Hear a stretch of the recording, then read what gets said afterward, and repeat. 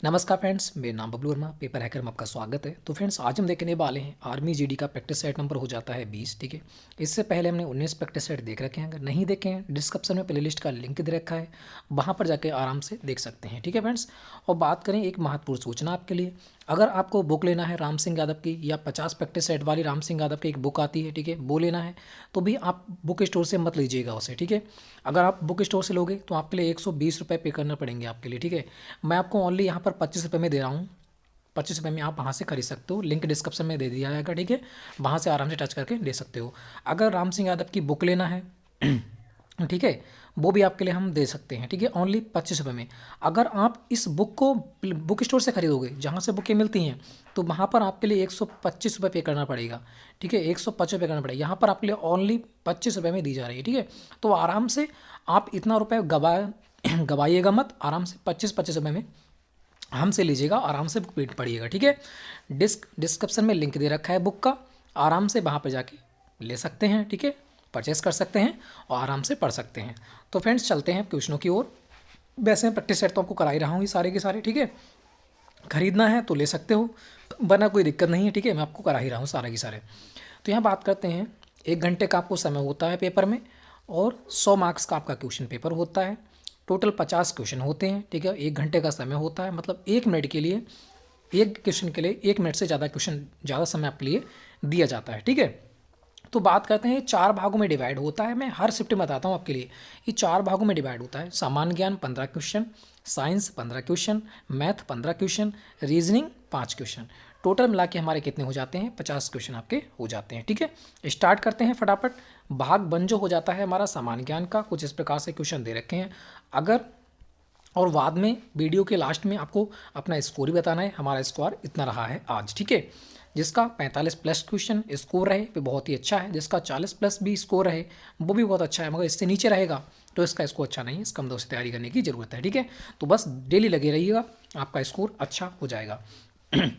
Book भी पूरा कराने वाला हूँ। पहले मैं कह रहा हूँ कि आपके जो प्रैक्टिस सेट है उसको मैं पूरा की पूरा करा दूँ, क्योंकि प्रीवियस ईयर क्वेश्चन इसी प्रकार यही क्वेश्चन पूछे जाते हैं। ठीक है, प्रीवियस ईयर सारे के सारे क्वेश्चन इसी में दे रखे हैं, यही क्वेश्चन बार बार रिपीट होते रहते हैं। तो पहले हम प्रैक्टिस सेटों को देखेंगे, उसके बाद पूरी की पूरी बुक मैं आपको पढ़ा दूंगा। ठीक है, 4 से 5 वीडियो में पूरी बुक पढ़ा दूंगा, बहुत ही अच्छी प्रकार से एक्सप्लेन कर दूंगा, समझा भी दूंगा। ठीक है, बात करते हैं भाग 1 के लिए।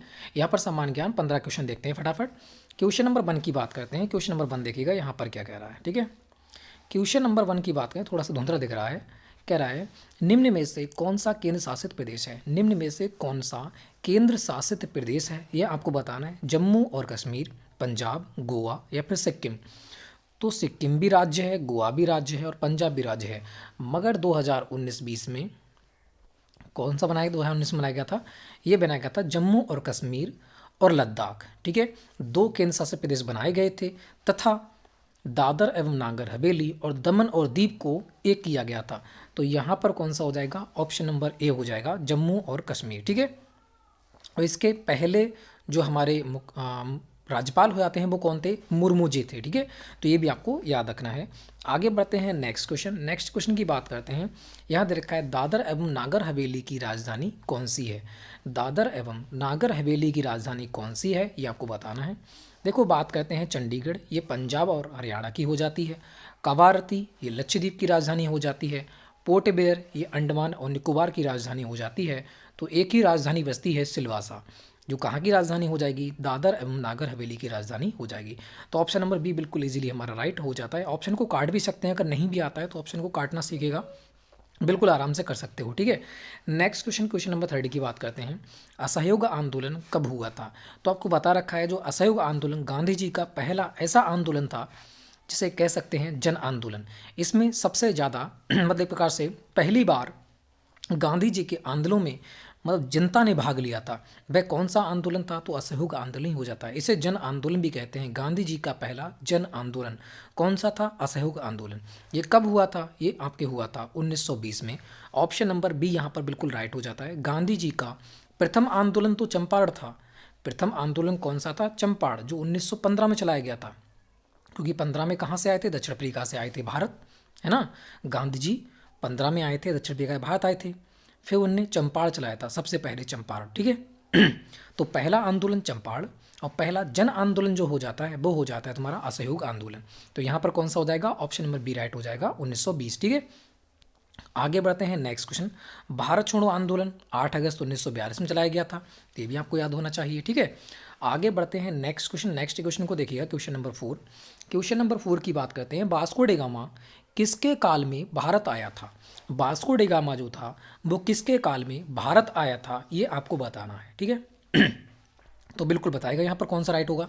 तो पहली बात, वास्को डे गामा आया कब था। तो वास्को डे गामा भारत के केरल आया था। कहाँ आया था, केरल, मतलब कालीकट। कालीकट में आया था। कब आया था, 1498 में आया था, है ना, सॉरी 1400 होगा यहाँ पर। ठीक है, 1498 कब आया था, ये आपके 1498 में कब आया था, भारत आया था 1498 में। ठीक है, और उस समय जो हमारे भारत का शासक था, भारत पर जो जिसका शासन था वह कौन था, वह सिकंदर लोदी था। कौन था, सिकंदर लोदी था। तो 1498 में किसका शासक था, सिकंदर लोदी का। वास्को डे गामा किसके काल में शासन, किसके काल में भारत आया था, सिकंदर लोदी के काल में भारत आया था। तो बहुत ही इंपॉर्टेंट क्वेश्चन आपका हो जाता है। कब आया था, 1498 में। ठीक है, वास्को डे गामा कब आया था, 1498 में आया था। ये 3 बार आया था। एक आया था 1405 में, 1900 लिख जाता है। एक आया था 1405 में, फिर आया था 1427 में, फिर आया था 1498 में। 3 बार भारत आया था वास्को डे गामा। ये तीनों की तीनों आपको याद कर लेना है। ठीक है, 1405, 1427, 1498। तो ये डेट बहुत ही इंपॉर्टेंट हो जाती है। 1498 बार बार एग्जाम में पूछा जाता है। वास्को डे गामा भारत कब आया था, 1498 में। कहाँ आया था, केरल। किस तट पे आया था, तो कालीकट तट पे आया था। तो ये सारे के सारे इंपॉर्टेंट क्वेश्चन यहाँ से हो जाते हैं। आगे बढ़ते हैं नेक्स्ट क्वेश्चन। नेक्स्ट क्वेश्चन की बात करते हैं। नेक्स्ट क्वेश्चन का आंसर है क्वेश्चन नंबर 5। नौरोज़ त्यौहार किस धर्म का है। तो नौरोज़ त्यौहार होता क्या है, पहली बात इसकी जानकारी आपको होना चाहिए। इसे नवरोज़ त्यौहार भी कहते हैं, मतलब साल का पहला दिन, है ना, मतलब साल का पहला दिन। जिस प्रकार से हम नए वर्ष के अनुसार मनाते हैं, उसी प्रकार से जो ईरानी पारसी होते हैं वो इसे नौरोज़ त्यौहार के रूप में मनाते हैं। तो यहाँ पर कौन सा हो जाएगा, पारस धर्म हो जाएगा। ये पारसी ईरानी लोग जो होते हैं वो नए वर्ष के लिए नौरोज़ त्यौहार के रूप में मनाया जाता है। तो ये भी आपको याद रखना है कि नौरोज़ त्यौहार होता क्या है, वर्ष का पहला दिन, है ना, बिल्कुल, मतलब नया दिन। तो उसी को हम नौरोज़ त्यौहार कहते हैं, ईरानी पारसी लोग। तो आगे बढ़ते हैं नेक्स्ट क्वेश्चन। क्वेश्चन नंबर 6 को देखिएगा। यहाँ पर कह रहा है इन्फेंट्री सेना स्कूल कहाँ है। इन्फेंट्री सेना स्कूल कहाँ है, ये मैंने आपको बता रखा है। इससे पहले एक प्रैक्टिस सेट में ये पढ़ा रखा है मैंने।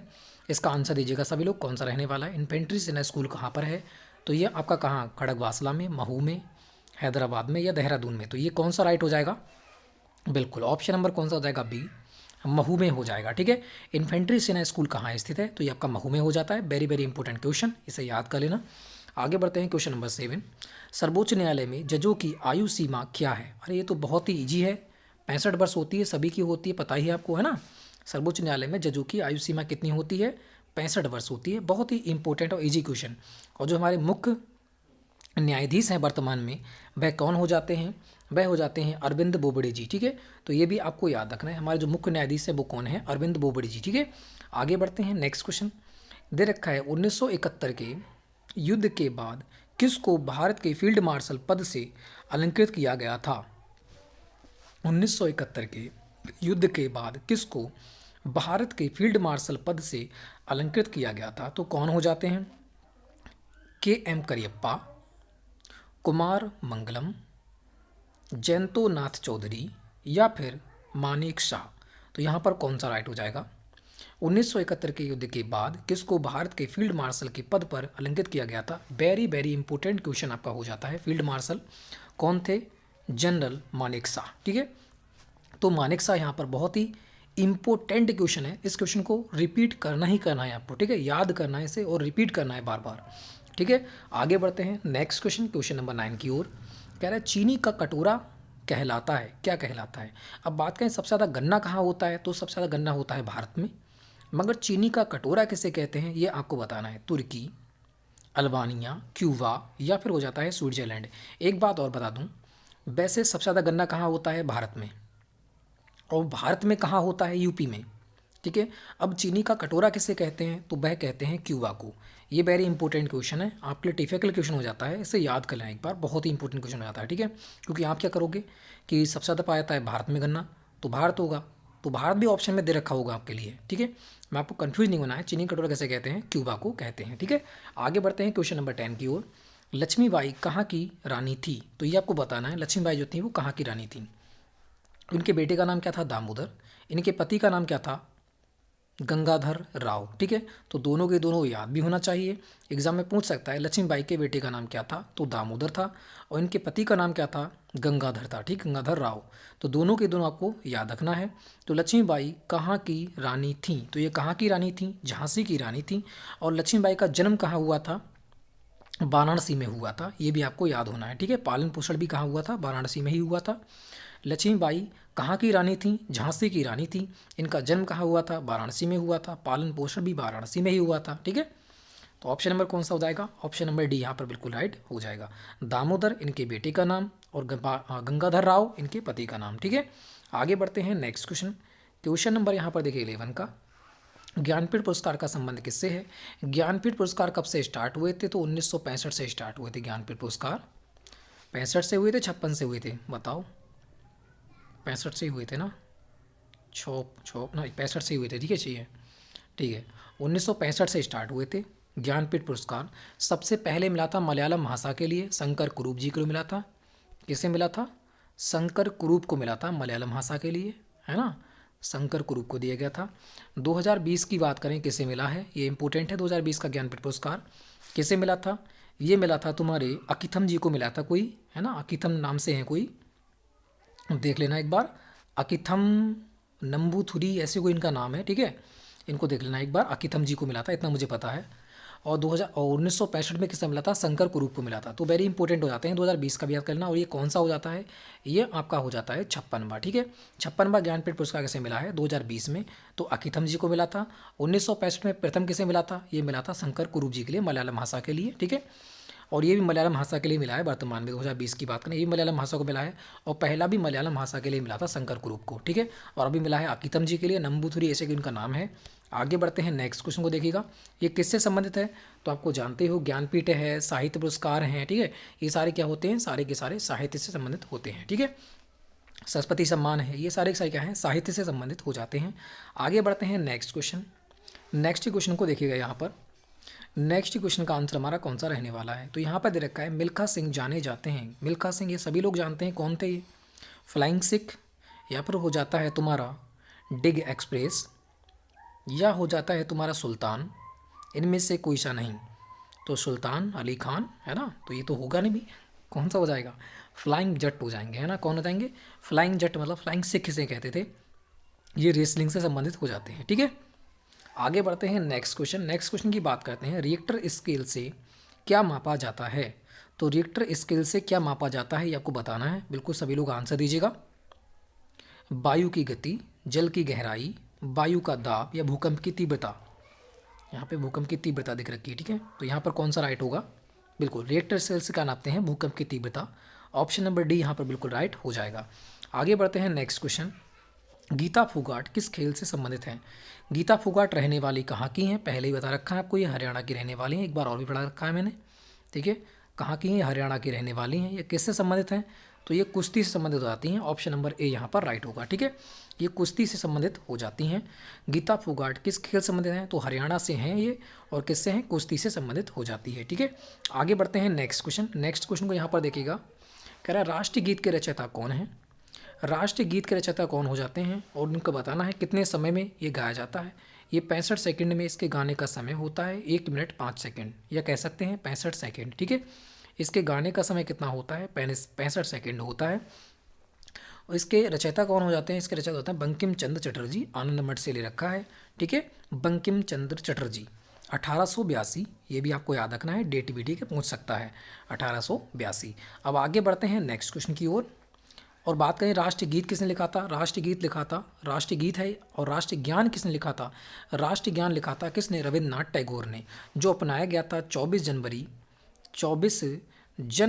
1950 में अपनाया गया था। ठीक है, 1950 में अपनाया गया था, 24 जनवरी 1950 में अपनाया गया था। ज्ञानपीठ, ज्ञान, राष्ट्रीय ज्ञान जो हमारा था 24 जनवरी 1950 में अपनाया गया था, रविन्द्रनाथ टैगोर के द्वारा लिखा गया था। और इसका जो समय होता है गाने का, इसका जो समय होता है वो कितना होता है, 52 सेकंड होता है, ठीक है, ओनली 52 सेकंड होता है। तो ये भी आपको याद होना चाहिए। आगे बढ़ते हैं नेक्स्ट, क्योंकि यहाँ से क्वेश्चन बनता है।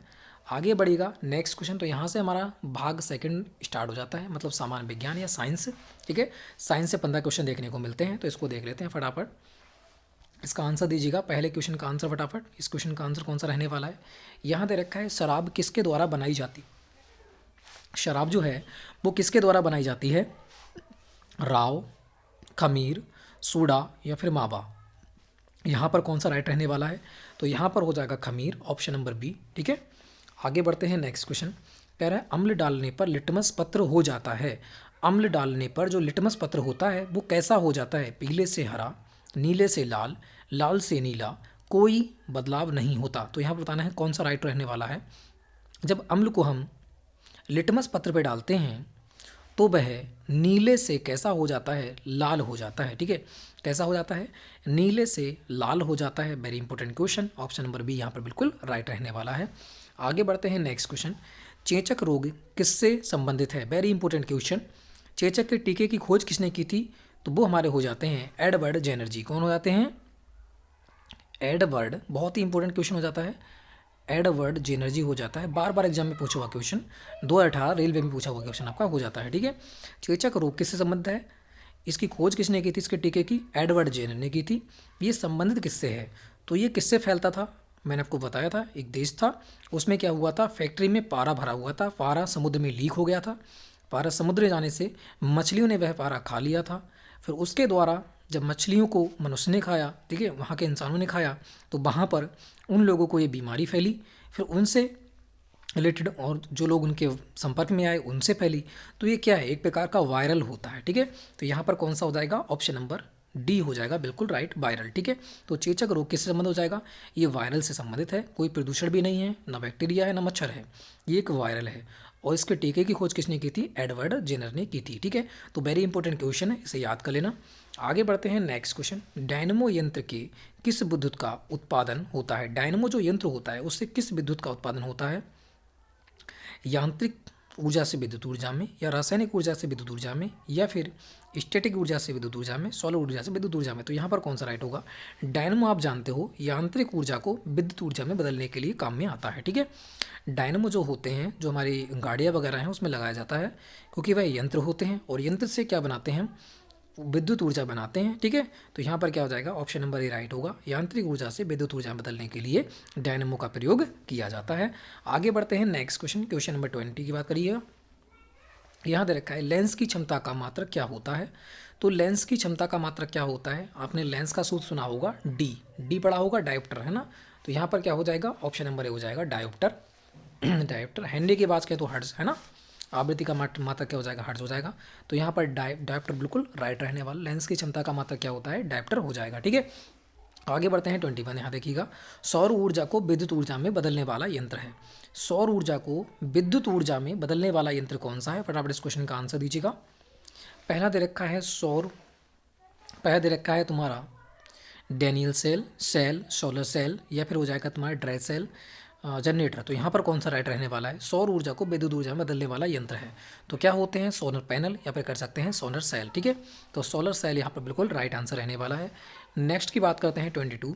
तैरने में गति का नियम लगता है, क्या लगता है, तैरने में गति का नियम लगता है। पता है न्यूटन का कौन सा नियम यहाँ पर लगेगा, जब हम तैरते हैं तो हाथों के जरिए पीछे की ओर और पैरों के जरिए पीछे की ओर पानी को जो होते हैं वो ढकेलते हैं और आगे की ओर बढ़ते हैं। तो यहाँ पर क्या होता है, क्रिया प्रतिक्रिया का नियम होता है, मतलब कि जितनी क्रिया करोगे उसी के ही विपरीत क्या होगी, प्रतिक्रिया होगी।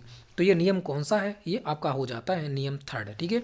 इस प्रकार से रॉकेट जो है, रॉकेट से, है ना, रॉकेट ऊपर क्यों भागता है ना, और नाव से कूदे तो नाव तेजी की ओर अंदर के लिए भागती है पानी में। तो वो भी किसके नियम पे उदाहरण हैं, वो न्यूटन के तीसरे नियम पे ही आधारित है। पहले के नियम की बात में जड़त्व का नियम हो जाएगा, ठीक है। तो ये इंपॉर्टेंट नियम होता है, न्यूटन का नियम तीनों के तीनों इंपॉर्टेंट है, इसे याद कर लेना एक बार, बहुत इंपॉर्टेंट है, वरना मैं ही पढ़ा दूंगा आपके लिए, पढ़ाऊंगा बुक तो, ठीक है। आगे बढ़ते हैं। इधर रखा है कोहरा किसका मिश्रण होता है। कोहरा किसका मिश्रण होता है, ये इंपॉर्टेंट ट्रिक बताने वाला हूँ। आप जानते हो जब कभी दिल्ली में प्रदूषण फैलती है ना, प्रदूषण फैलती है तो ऐसा लगता है कि कोहरा छा गया ना, कोहरा वहाँ पर बहुत ज़्यादा आ जाता है कोहरा, आपने देखा होगा। तो जो कोहरा होता है वो किसका मिश्रण होता है, एक तो हो जाता है धुआं, क्योंकि पयाली जलाई जाती है ना, हरियाणा वगैरह यूपी वगैरह में। तो जब हरियाणा पयाली जलाई जाती है तो वह कहाँ जाता है, वह वायुमंडल में जाता है धुआं। और धुआं जब वायुमंडल में जाता है फिर जब वह गैसों से मिश्रण करता है तो क्या बनाता है, SO2, सल्फर डाइऑक्साइड, है ना। इस प्रकार से धुआं और सल्फर डाइऑक्साइड का क्या होता है, वह मिश्रण होता है कोहरा। तो ऑप्शन नंबर कौन सा हो जाएगा, ऑप्शन नंबर ए राइट हो जाएगा, ठीक है, धुआं और SO2 सल्फर डाइऑक्साइड। आगे बढ़ते हैं नेक्स्ट क्वेश्चन की ओर। नेक्स्ट क्वेश्चन बताएगा 24, कह रहा है डाइन सेकंड किसका मात्रक होता है, डाइन सेकंड किसका मात्रक होता है, आपको बताना है। प्रकाश, संवेग, ध्वनि, ऊर्जा। प्रकाश की बात करते हैं तो दूरी होता है, प्रकाश दूरी। इसकी बात करते हैं, ध्वनि की बात करते हैं ध्वनि का डेसिबल हो जाएगा, ठीक है। और ऊर्जा की बात करते हैं तो जूल हो जाएगा। तो एक ही बचता है अपना संवेग। संवेग यहाँ पर क्या हो जाएगा, बिल्कुल राइट हो जाएगा, ठीक है। आगे बढ़ते हैं 25, अग्निशामक यंत्र में बुझाने में किसका प्रयोग किया जाता है, जो अग्निशामक यंत्र में बुझाने में किसका प्रयोग किया जाता है, तो बताना है। जो अग्निशामक यंत्र होते हैं आपने देखे होंगे हॉस्पिटल वगैरह पे लटके हुए होते हैं, लाल लाल रंग के, है ना, सिलेंडर, उसमें क्या भरा होता है, तो उसमें भरी होती है कार्बन डाइऑक्साइड, है ना, CO2। क्या भरी होती है, कार्बन डाइऑक्साइड भरी होती है। तो ऑप्शन नंबर ए यहाँ पर बिल्कुल राइट हो जाएगा।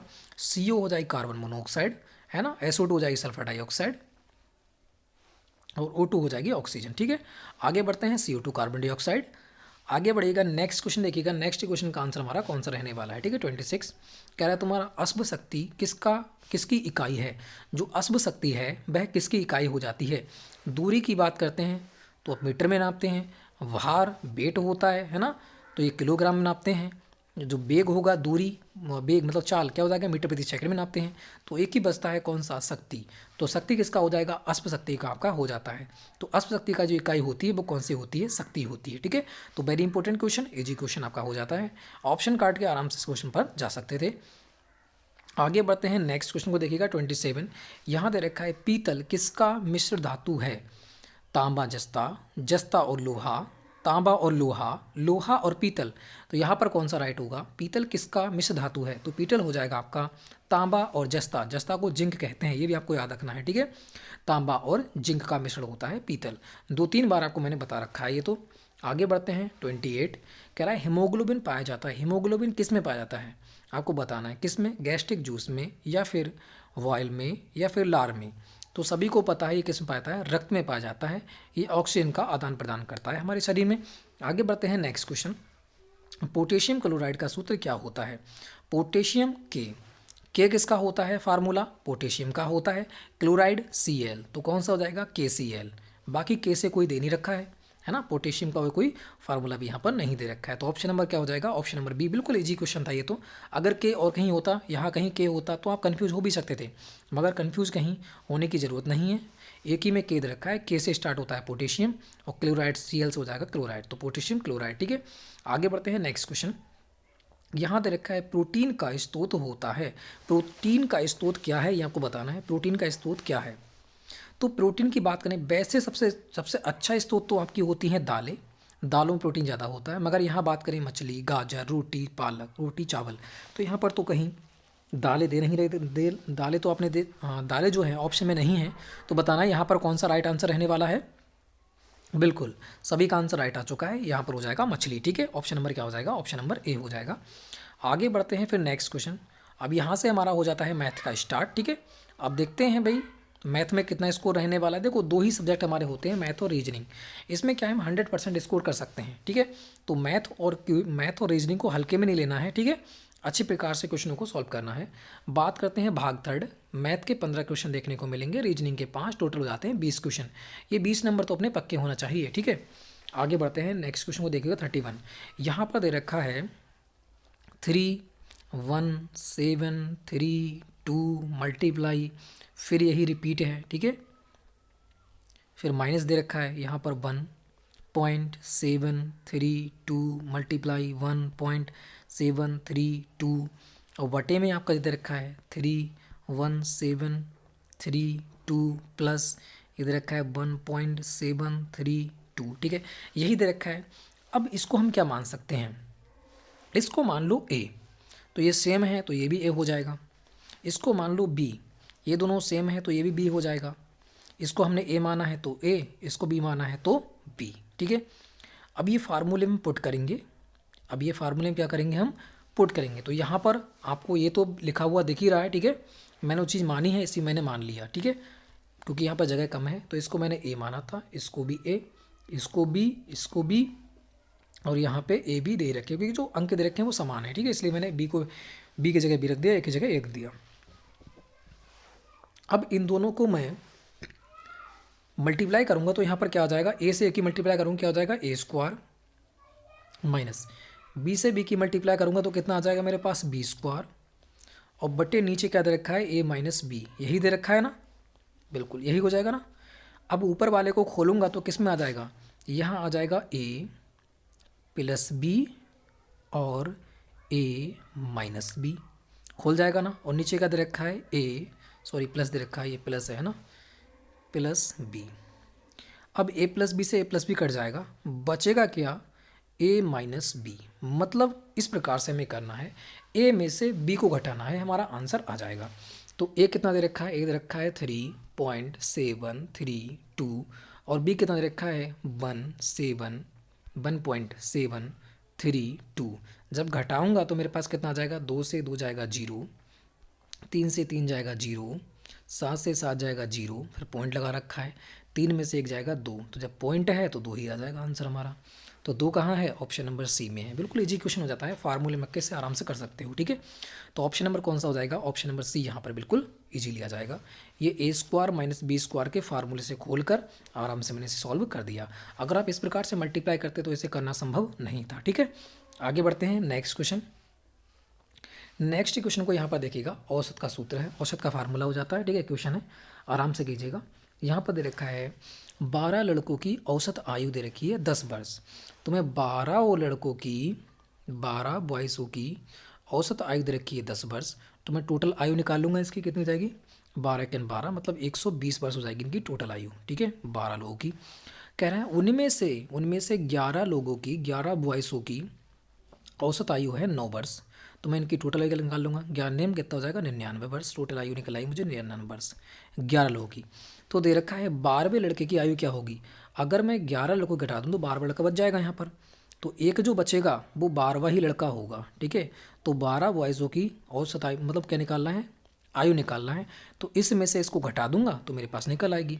तो कितना बचेगा, यहाँ बचेगी 21। तो 21 वर्ष जो है वो 12वें लड़के की औसत आयु निकल के आ जाएगी, आयु निकल के आ जाएगी। तो ऑप्शन नंबर कौन सा हो जाएगा, ऑप्शन नंबर बी यहाँ पर बिल्कुल इजीली राइट हो जाता है। ये तो हमारा रहा बेसिक, ये तो हमारा क्या है, बेसिक हो जाता है। अब इतना हम नहीं करेंगे, ठीक है।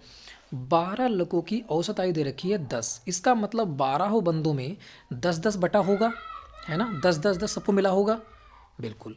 अब 11 लड़कों की औसत दे रखी है 9, तो सबको क्या मिले होंगे, 9-9-9 मिले होंगे। अब इसमें मिल रहे हैं 10-10-10, तो इसका मतलब एक ज़्यादा मिल रहा है, तो इसका मतलब 12 ज़्यादा मिले होंगे, ये 12 ज़्यादा मिले होंगे ना, क्योंकि 12 लोगों को मिले हैं तो 12 ज़्यादा मिले होंगे, ठीक है। यहाँ पर 11 लोगों को 9 मिले हैं तो 11 में कितना हो जाएगा 99, ठीक है। 11 में कितना हो जाएगा 99। तो अब इनको जोड़ लो, इन्हें करूँगा तो कितना हो जाएगा, कितना हो जाएगा, ये देखो ये तो मैं क्या कर दिया ना, देखो 12 लड़कों का औसत आयु है 10, इसका मतलब सबको 10-10-10 मिलते होंगे, ठीक है। और 11 की औसत आयु है 9, तो इसका मतलब 11 की 9 है, तो 12वें बंदे को मान लेता हूँ कि 9 ही मिले होंगे, 12 बंदे को भी 9 मिलेगा, इसके अनुसार मिलेगा, 12वें के अनुसार 9 मिलेगा, और इसके अनुसार मिलेगा एक ज़्यादा। तो यहाँ पर कितने हो जाएंगे, 12 ये हो जाएंगे, दोनों को ऐड करोगे 21 आ जाएगा, ये हमारा आंसर हो जाएगा। यहाँ पर ये है, समझाने में थोड़ी दिक्कत होती है, क्योंकि देखो अब इसे समझाएंगे कैसे, अगर आपको समझ में नहीं आया है तब। मैंने इस प्रकार से 12 लोग मान लिए, ठीक है, 12 लोग, 1 2 3 4 5 6 7 8 9 10 11 12 लोग हैं ये। सबकी औसत आयु औसत कितनी है 10, इसका मतलब सबको 10-10 मिला होगा, सबको 10-10 यहाँ पर मिला होगा, ये समझने की बात है यहाँ पर, तो जल्दी कर लोगे समझ गए तो, ठीक है। सबको 10-10 मिला होगा, तभी तो औसत आयु 10 आयु होगी 12 की। अब वो कह रहा है जो 11 लोग थे, 1 2 3 4 5 6 7 8 9 10 11, इनकी औसत आयु है 9, मतलब सबको 9-9 मिला होगा। अब सबको 9-9 मिला होगा 11 लोगों तक, मतलब यहाँ तक 9-9 मिला होगा। तो इसका मतलब इन सबको एक एक ज़्यादा मिला है 11 लोगों को, है ना। तो 11 तो ज़्यादा ये मिला इन लोगों को, है ना। उसके बाद 10 जो ये था, ये तो बचा ही है इसमें, तो 10 ये बच गया, दोनों को ऐड करूँगा कितना आ जाएगा 21 वर्ष। बस इतना हम माइंड में कर सकते थे। जो समझाने की बात कर रहा हूँ बस वही है, हमें बराबर करना होता है और कुछ नहीं करना होता है इसमें, ठीक है। 21 वर्ष इस प्रकार से निकल आएगा। जिसको बेसिक आता है बेसिक कीजिएगा, जिसको शॉर्ट आता है शॉर्ट कीजिएगा, दोनों अच्छे ही हैं, ठीक है। आगे बढ़ते हैं नेक्स्ट क्वेश्चन। नेक्स्ट क्वेश्चन की बात करते हैं, तो नेक्स्ट क्वेश्चन को यहाँ पर आंसर दीजिएगा 33 का। यहाँ पर दे रखा है सिर्फ फार्मूले को खोलना है और कुछ नहीं करना है, ठीक है। x² प्लस 9x प्लस 20 दे रखा है, बराबर बताना है आपको जो गुणनखंड होंगे वो क्या आने वाले हैं। तो बिल्कुल हमारा जुड़ के घट के आ जाए 9, मल्टीप्लाई करके आ जाए 20, तो कैसे करेंगे, तो बिल्कुल कर सकते हैं। s² प्लस 5 प्लस 4 जोड़ के 9 भी आ जाएगा, और मल्टीप्लाई करके 5 चौक 20 भी आ जाएगा, ठीक है, बराबर 0 कर लेंगे। यहाँ पर कितना आ जाएगा x² प्लस यहाँ पर कितना आ गया, x से अंदर जाएगा, इसकी x इसकी आएगी, x इसकी उबेगी, तो 5x प्लस 4x प्लस 20 बराबर 0। इनमें से क्या हो जाएगा, x को मना जाएगा, तो x ब्रैकेट x प्लस 5 आ जाएगा, ठीक है। इसमें से कॉमन आ जाएगा प्लस के 4, तो यहाँ पर x प्लस 5 हो जाएगा, क्योंकि यहाँ पर दोनों समान रखने पड़ते हैं, ठीक है। दोनों मैंने समान रख दिए, बराबर 0। तो एक तो x का मान आ गया मेरे पास निकल के 5, और एक x का मान आ गया मेरे पास निकल के कौन सा, सॉरी मैं क्या कर रहा हूँ, ये गुणनखंड की बात कर रहा है। एक तो गुणनखंड आ गया मेरे पास x प्लस 5 अंदर वाला आ गया, और एक ये आ गया मेरे पास x प्लस 4। तो दो गुणनखंड यहाँ पर प्राप्त होते हैं, कौन कौन से, x प्लस 5 x प्लस 4। तो x प्लस 5 x प्लस 4 यहाँ पर ऑप्शन नंबर कौन सा हो जाएगा, ऑप्शन नंबर ए यहाँ पर बिल्कुल राइट हो जाएगा। माइनस वाला तो होगा नहीं क्योंकि प्लस में दे रखा है इसलिए, ठीक है। तो ऑप्शन नंबर कौन सा हो जाएगा, ऑप्शन नंबर यहाँ पर ए बिल्कुल ईजिली राइट हो जाता है। इस प्रकार से गुणनखंड आपने हाई स्कूल इंटर में किए होंगे, ठीक है। आगे बढ़ते हैं नेक्स्ट क्वेश्चन को देखिएगा, क्वेश्चन नंबर 34। एक वृत्त की त्रिज्या दे रखी है 3.5 सेंटीमीटर है, तो वृत्त की परिधि क्या होगी। और वृत्त की परिधि का सूत्र हमने बताया था आपको, कौन सा होता है वृत्त की परिधि का सूत्र, होता है 2πr, ठीक है। r मतलब क्या होती है, त्रिज्या। तो 2 तो दे रखा है, ठीक है। 22 का 11 पाई का मान होता है 22/7, r बराबर दे रखा है तुम्हारा कितना 3.5, मैंने लिख लिया। पॉइंट हटाऊंगा तो नीचे 0 लगा लूँगा, है ना, बिल्कुल एक 0 लगाऊंगा क्योंकि एक बाद है पॉइंट, तो मैंने नीचे कर दिया। 7 पंजे कितना हो जाएगा 35, 5 दूनी कितना हो जाएगा 10, और 2 से 2 एकम 2, बचा कितना 22। इसका मतलब जो परिधि मेरी निकल के आ गई वो कितनी आई 22 सेंटीमीटर। तो मेरा आंसर कौन सा रहने वाला है, ऑप्शन नंबर सी हो जाएगा 22 सेंटीमीटर, ठीक है। बहुत ईजी क्वेश्चन था, आराम से कर सकते थे, इस फार्मूला रख दीजिएगा आपका आंसर आ जाएगा। आगे बढ़ते हैं नेक्स्ट क्वेश्चन को देखो। नेक्स्ट क्वेश्चन की बात करें 35, किसी बाहरी बिंदु से वृत्त पर कितनी स्पर्श रेखाएं खींची जा सकती हैं।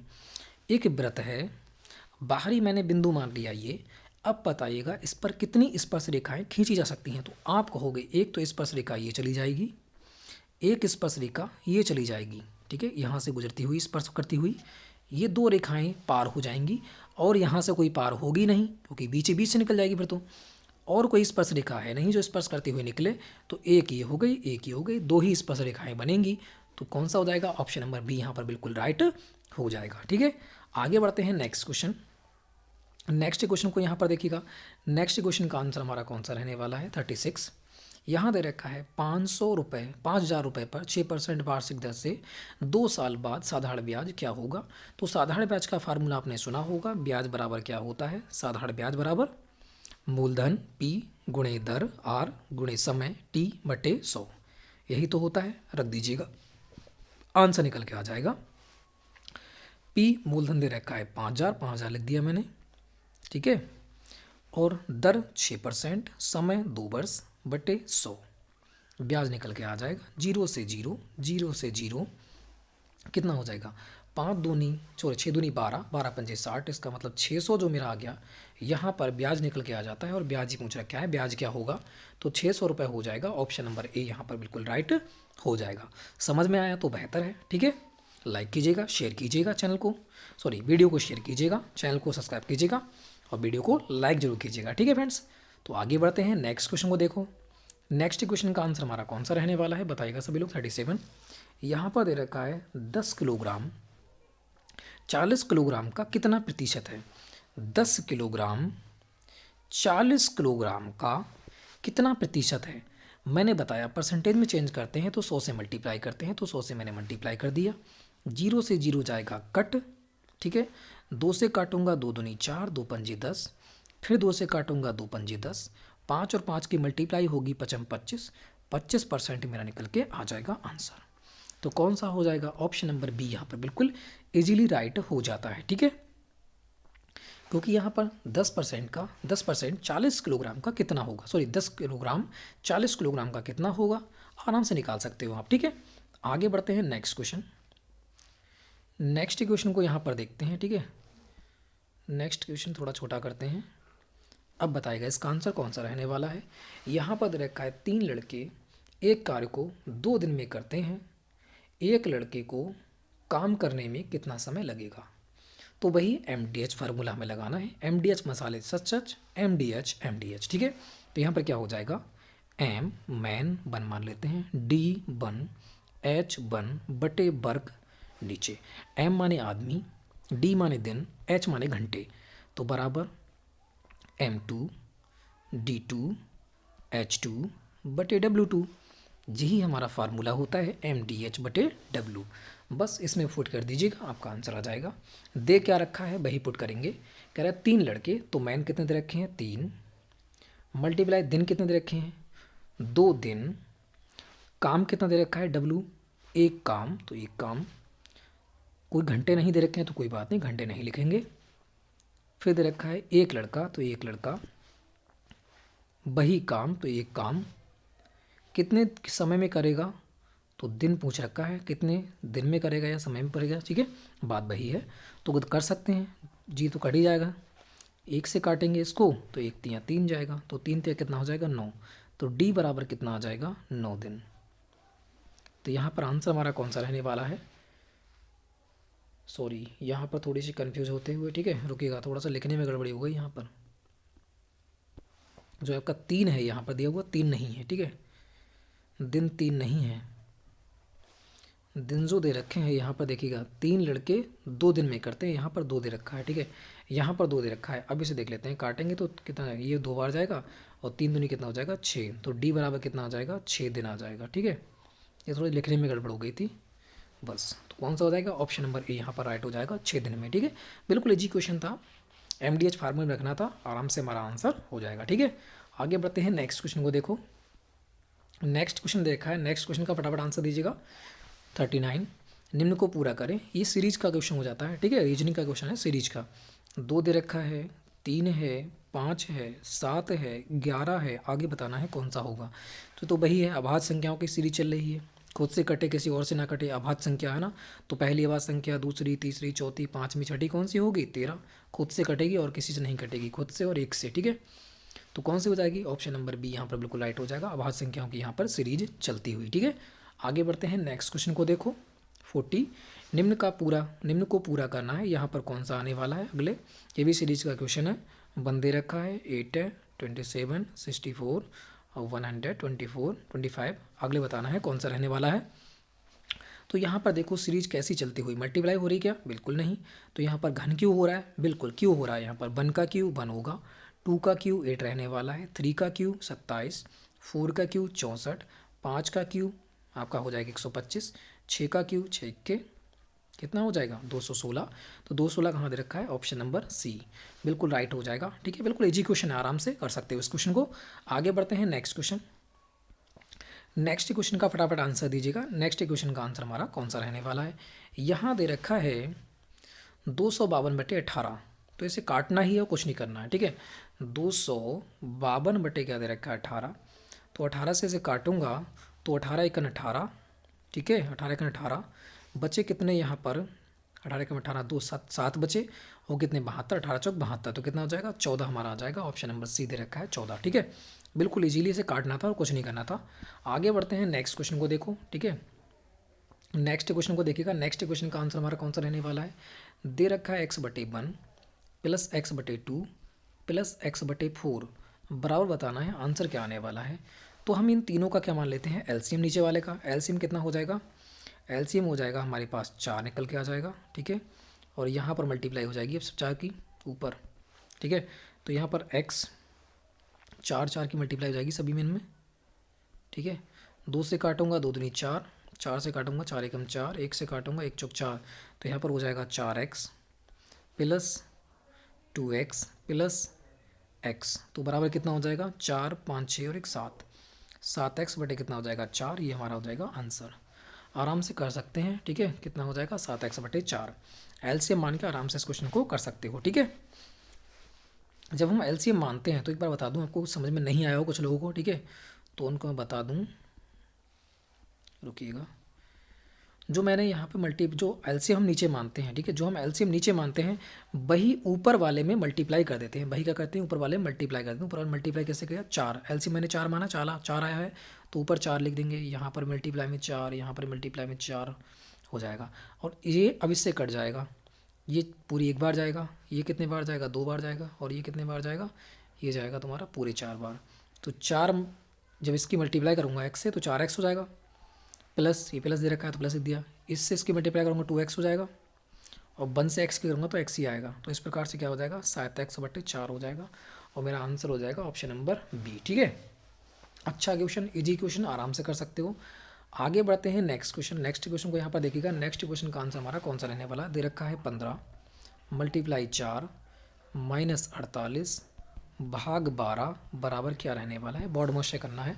सबसे पहले भाग, उसके बाद गुणा, सबसे पहले ब्रैकेटें, उसके बाद भाग, उसके बाद गुणा, उसके बाद प्लस, उसके बाद माइनस। ठीक है, तो यहाँ पर सबसे पहले भाग करेंगे, भाग के बाद गुणा, गुणा के बाद प्लस या माइनस। ठीक है, तो सबसे पहले भाग हो जाएगा 12 चौक कितना जाएगा 48, अब गुणा 15 चौका कितना हो जाएगा 60, 60 माइनस 4 बराबर कितना आ जाएगा 56। ये हमारा कितना हो जाएगा आंसर। 56 कहाँ दे रखा है, ऑप्शन नंबर सी में दे रखा है। आराम से इजीली इस क्वेश्चन को कर सकते थे। ठीक है, आगे बढ़ते हैं। बिल्कुल सॉल्यूशन दे रखा है बिल्कुल, क्योंकि मैथ में और रीजनिंग में क्या होता है, क्वेश्चन में ही आंसर छुपा होता है। ठीक है, आगे बढ़ते हैं। नेक्स्ट क्वेश्चन को यहाँ पर कीजिएगा। ये थोड़ा सा अच्छा क्वेश्चन है, मगर थोड़ा सा दिमाग लगाओगे तो जल्दी हो जाएगा। ठीक है, घबराना नहीं है, बिल्कुल ईजी क्वेश्चन हो जाए। यहाँ पर देखो 8 5 4 0 9 5 बटे में दे रखा है, तुम्हारा भाग दे रखा है तो बटे में हो जाएगा 3 1 4 0। किससे कट जाएगा, 5 से कट जाएगा, तो 5 से काट लेते हैं। ठीक है, कितना आ जाएगा, इधर कर लेते हैं। ठीक है, इधर रहने दो, इधर कर लेते हैं। 5 से काटूंगा तो कितने बार जाएगा ये, 5 1 5। ठीक है, यहाँ लिख लेता हूँ 5 1 5, 5 1 5, और बचा कितना 3, 5 7 कितना हो जाएगा 35, 5 7 35 पूरा कट गया। इस 45, 5 8 40 तो 0 8 हो जाएगा, 5 8 40 हो जाएगा। ठीक है, ये 5 1 5, 5 1 5 4 5 9 45, तो ऊपर तो आ जाएगा इतना, और नीचे 5 से काटूँगा कितना हो जाएगा 5 6 30, 1 5 दूनी 10 और 5 8 40, इतना आ जाएगा नीचे। तो नीचे तो 628 आने वाला है। 628 यहाँ तो नीचे है नहीं, इसमें है, ये हो सकता है, इसमें है, ये हो सकता है, बाकी इसमें भी नहीं दे रखा है 628, ये भी दे रखा है 628, तो इन दो में से एक होगा। अब तो ये कंफर्म हो गया हमें बिल्कुल। अब हम इकाई का अंक देखना है, सिर्फ इकाई का अंक।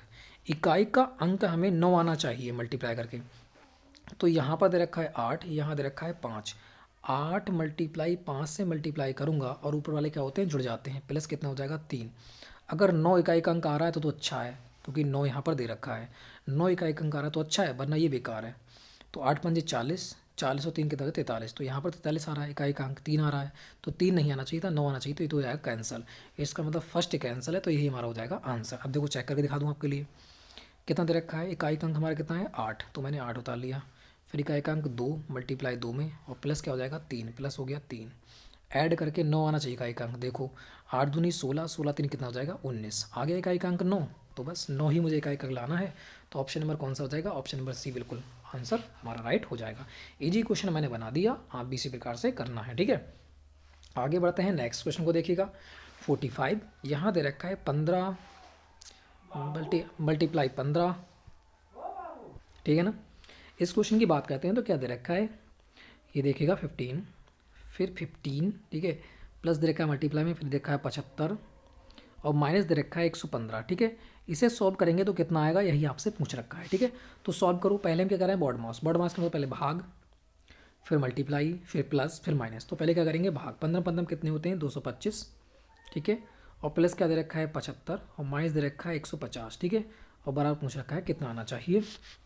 कर सकते हैं आराम से, है ना।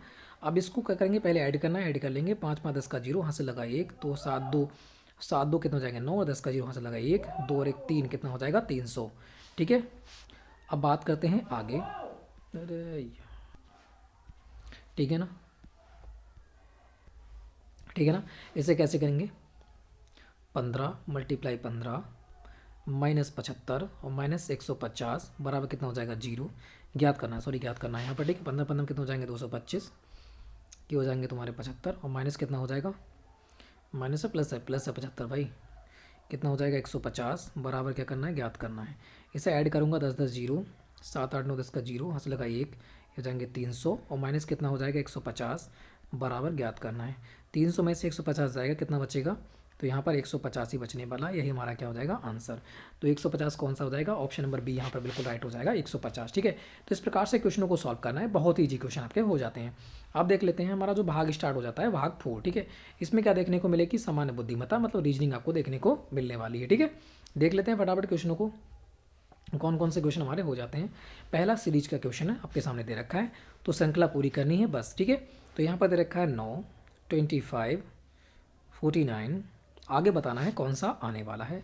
तो यहाँ पर क्या सीरीज चली, इसको देखिएगा ध्यान से, 3 3 9 55 25 7 7 4, देखो यहाँ पर 3 की क्यू दे रखा है, ये 5 का क्यू है, ये 7 का क्यू है और ये विषम संख्याओं का चल रहा है। तो यहाँ पर क्या हो जाएगा 9 का क्यू, 9 में 81, तो 81 यहाँ पर आना चाहिए, ऑप्शन नंबर डी दे रखा है। बिल्कुल इजीली इस क्वेश्चन को कर सकते थे। आगे क्वेश्चन को देखिएगा, जैसे किताब को क्या कहते हैं, किताब कागज़, किताब जो है वो कागज़ से संबंधित है, उसी प्रकार से बताना है कि कपड़े जो हैं वो किससे संबंधित हैं, ठीक है। कपड़े जो हैं वो किससे संबंधित हैं, फटाफट इसका आंसर दीजिएगा। कागज़ से क्या बन रही है, किताब, तो कपड़े किससे बनते हैं, रेशम से, सूत से, या फिर मलमल से, या फिर नायलॉन से। तो यहाँ पर ये किससे बनेंगे, कपड़े, कपड़े बनते हैं सूत से, ठीक है। सूत से ही क्या बनाए जाते हैं, कपड़े बनाए जाते हैं। तो ऑप्शन नंबर बी यहाँ पर बिल्कुल राइट होगा, सूत, ठीक है। आगे बढ़ते हैं नेक्स्ट क्वेश्चन। नेक्स्ट क्वेश्चन को यहाँ पर देखिएगा, नेक्स्ट क्वेश्चन का आंसर हमारा कौन सा रहने वाला है 48। यहाँ दे रखा है कि इतने को इतना लिखा जाता है सांकेतिक भाषा में, तो बताइएगा ये देखा है, ठीक है। लेबोरेटरी को क्या लिखेंगे, बिल्कुल यहाँ पर आंसर दीजिएगा कौन सा रहने वाला है। तो कोई यहाँ पे हो क्या रहा है, पहली बात तो ये एफ दे रखा है, फिर आर है, फिर ई है, फिर ई है, फिर डी है, फिर ओ है, फिर एम है। हो क्या रहा है, एम हो रहा है, A D E double E दे रखा है, फिर आर और एफ। तो हो गया, मुझे तो अपोजिट लग रहा है सब, है ना, हर सब अपोजिट हो रहा है, सब अपोजिट दे रखा है, ठीक है। तो अपोजिट्स को कर लो। एल कहाँ जाएगा, एल चला जाएगा बिल्कुल लास्ट में, तो एल ये दे रखा है लास्ट में इसके एल नहीं, तो ये कैंसिल। और पहले कौन आ जाएगा, बाई, पहले बाई हो जाएगा, तो 22 में नहीं है, तो ये दोनों हो सकते हैं। उसके बाद देख लो अब चेंज कौन सा है, चेंज यहाँ पर आर चेंज है और यहाँ पर ई चेंज है, तो आना कौन सा चाहिए, पहले चौथी जगह पे आना चाहिए तुम्हारा, ये इधर जाएगा, तो एल आई वी ई आना चाहिए। तो ई कौन सा है, चौथा है ई इसमें, तो ऑप्शन नंबर कौन सा जाएगा, ऑप्शन नंबर सी हो जाएगा, बिल्कुल इजीली। टोटल क्या है, घुमा रखा है, अपोजिट कर रखा है, ठीक है, इधर का उधर, इधर का उधर, ठीक है। तो बिल्कुल आराम से कर सकते हैं इसे, इजी क्वेश्चन था। आगे देखिएगा नेक्स्ट क्वेश्चन। नेक्स्ट क्वेश्चन की बात करते हैं 49। यहाँ दे रखा है प्रश्न में एक शब्द देकर उसके आगे 4 अन्य शब्द रखे हैं, इनमें से एक शब्द को अक्षरों द्वारा नहीं लिखा जा सकता। तो कौन सा नहीं लिखा जा सकता है, ये बताना है आपको, ठीक है, बिल्कुल। तो कौन सा नहीं लिखा जा सकता, एस दे रखा है, इसमें एस नहीं है, तो ऑप्शन नंबर सी नहीं लिखा जा सकता, क्योंकि इसमें एस है और इसमें एस नहीं दे रखा है, तो यही हमारा आंसर हो जाएगा, ऑप्शन नंबर सी, इसको नहीं लिखा जा सकता, ठीक है। बाकी सब लिख लिए जाएंगे, ठीक है। आगे बढ़ते हैं, क्वेश्चन नंबर 50 की बात करते हैं। ये कह रखा है बी डी की माँ है और सी डी का भाई है, एच ई की बेटी है, जबकि डी ई की पत्नी है, तब ई का सी से क्या संबंध है, ये आपको बताना है। फटाफट आंसर दीजिएगा, बिल्कुल सभी लोग आंसर देना इसका, ठीक है। आए ये बाहर से लोग कुछ ज़्यादा ही परेशान कर रहे हैं यार, है ना। 50 का बताइएगा कि बी डी की माँ है, जो वी है वो क्या है, डी की माँ है। अब डी की माँ कहाँ होगी, ऊपर, ठीक है। तो माइनस से मैंने कर दिया कि डी की माँ है भी तो, ठीक है। बी डी की माँ है तो माइनस से हो जाएगी फीमेल, ठीक है। उसको जाएगा तुम्हारा, और सी डी का भाई है, जो सी है वो डी का क्या है, भाई है, तो मैंने प्लस कर दिया, ठीक है, जेंडर चेंज कर दिया मैंने। फिर कह रहा है तुम्हारा एच ई की बेटी है, एच जो है वो ई की बेटी है, कंफर्म नहीं है, यहाँ पर ऐड नहीं कर सकते तो इसे छोड़िएगा, थोड़ा सा इसे छोड़ते हैं, ठीक है। जबकि डी ई की पत्नी है, डी जो है वो ई की पत्नी है, तो इस प्रकार सिंबल लगा दिया मैंने पति पत्नी वाला, और ई की क्या है, ये पत्नी है, तो पत्नी है मतलब माइनस, तो ये कौन हो जाएगा, प्लस, ठीक है। अब एच ई की बेटी है, जो एच है, ठीक है, जो एच है वो नीचे हो जाएगी, बेटी एक पीढ़ी नीचे में हो जाएगी, बेटी है तो माइनस है, ठीक है। तब ई का सी से क्या संबंध है, जो ई है वो सी की कौन लगती है बताना है, तो ई जो है वो सी की कौन लगेगी ये आपको बताना है। तो कौन लगेगी, ये आपकी हो जाती है इसके बहन के, तो ये तो आपको लगेंगे ई का सी से क्या संबंध है, ई कौन है सी की ये बताना है, ठीक है। इसकी बहन के भी तो जीजा लगेंगे फिर तो, है ना, बहनोई, बिल्कुल बहन के पति बहनोई लगेंगे। ऑप्शन नंबर क्या हो जाएगा, ऑप्शन नंबर बी, या जीजू हो सकते थे यहाँ पर, ठीक है। तो यहाँ पर कौन सा हो जाएगा, ऑप्शन नंबर बी राइट हो जाएगा, बहनोई हो जाएंगे। तो यहाँ पर हमारे 50 क्वेश्चन कंप्लीट होते हैं। अगर आपने यहाँ पर 45 प्लस क्वेश्चन स्कोर किया है या फिर 40 प्लस स्कोर भी किया है तो बहुत ही बेहतर है। अगर इससे नीचे हो तो आपको तैयारी करने की बहुत ज़रूरत है, तो आपको बस लगे रहना है, ठीक है। प्रत्येक दिन 2 प्रैक्टिस सेट हम आपको मिल रहे हैं, प्रत्येक दिन 2 प्रैक्टिस सेट आपको मिल रहे हैं, ठीक है। 100 क्वेश्चन प्रत्येक दिन करने को आपको मिल रहे हैं, तो फटाफट इन क्वेश्चनों को छोड़ना नहीं है, करते रहना है, ठीक है। प्रत्येक दिन के अगर 2 ही प्रैक्टिस सेट आप लगाते हो तो बिल्कुल आप उस स्कोर पर पहुँच जाओगे एक दिन, जो आपने सोचा नहीं होगा, ठीक है फ्रेंड्स। तो फ्रेंड्स वीडियो को शेयर करना है, एक बार लाइक करना है, चैनल को सब्सक्राइब करना है। तो फ्रेंड जय हिंद, जय भारत।